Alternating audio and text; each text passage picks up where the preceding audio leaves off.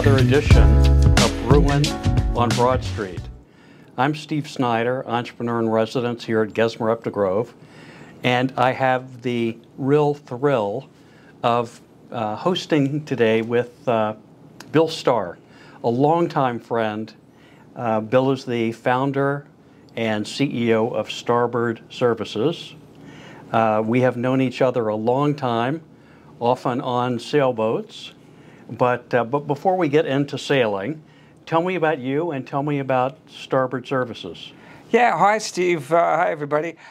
Starboard Services, I provide strategic CFO services to growth companies, primarily from overseas. I've been doing this now for 10 years and have probably helped launch over 50 companies in the U.S., Steve. Bill, you and I have been to the UK together. We've worked with several dozen companies that have started in other parts of the world, particularly the UK, and set up operations here in the US. What makes this so much fun for you? I think there's a lot of fear about what's involved in launching into the United States. And I think you and I working together with the team, we kind of remove that fear. We kind of show them the way forward because we've done it so many times. We're pretty, together we're a safe pair of hands as we help launch these companies here to show them what they need to do from really their first hires through to when they get acquired. So that's what's making it a lot of fun is they're a little nervous when they meet us and then we show them the way forward. And while a majority of your clients do start in other parts of the world and come here to the US, you also work with US companies that are just starting to scale as well. Yeah, I really like that side of the business because, again, before someone gets acquired, there is a transition part to that I enjoy a lot. I call it professionalizing a business. And it's the same as an early stage company launching in the United States. They're doing it because their venture partners want to see them attack that growth.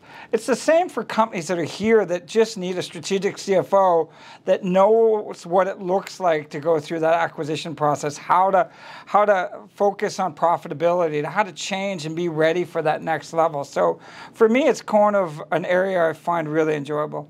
And I've often heard you say that your role is as a supporting CFO. So how do you define that?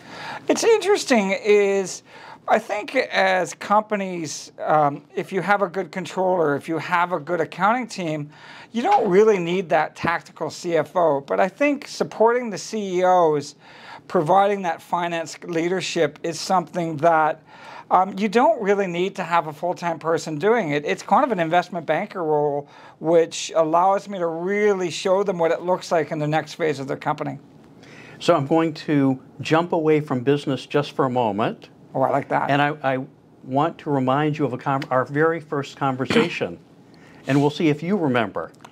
You told me that you were in a regatta in Sydney Harbor, a regatta for charity.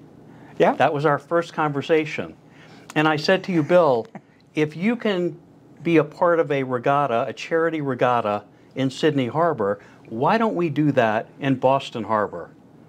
I remember. Do you remember? I remember this conversation very well. We were just down the road. It was great. Yep. And what happened? We did 4 years, the Regatta for Entrepreneurship that we launched with my wife, Sheila, and we got together and we were able to create a wonderful regatta. I think what the highlights are, the highlight for me is the number of people that sail after the regatta, including yourself. So that was a treat. And probably most important, we raised over $40,000 for charities during those 4 years. Yeah, it was really, and it wasn't just the money we raised. We actually built a relationship with some of those foundations. We were able to have them come to the event and support us. So I think that's, something we did really well, but it was really unique. I'm really glad we got the opportunity to do that. That was fun. Well, I got to sail as a teenager on tiny sailboats, but meeting you and then sailing with you in races and then socially brought out my love again for sailing. So that's what you have, one of the many things that you have done for me. And you forgot to mention that you actually won the first regatta. So Gesmer won the first regatta on Steve's boat. And, it took me a few years to finally win the trophy. I wasn't going to bring that up because it's the only time in our relationship that you have been upset because My boat won and yours didn't. I didn't even make the final, Steve. It was fair. Let's just put it this way, it was fair. Okay, we won't speak about that again. But let's go back to business just for another couple of minutes. No problem. One of the treats that I know you have had is the very significant number of companies that you've worked with that have gotten to liquidity events, particularly being acquired.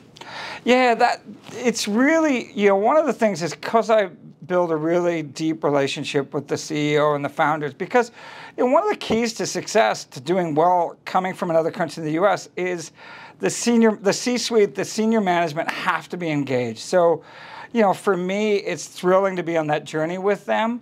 A lot of these founders have been doing this business for 10 years. For them to finally find the right partner and have them get some success and see the company go to the next level, it's really, for me, it's really rewarding. Well, Bill, this has been such a treat for me. When our viewers want to learn more about you and the company, how do they find you? Yeah, you can find me on LinkedIn, William Starr, CPA, CA. Probably the best way to find me, or starboardcfo.com. So that's the easiest way to find me. Terrific. Thank you for joining me, and thank you for joining us as we go for another edition of Brewin on Broad Street.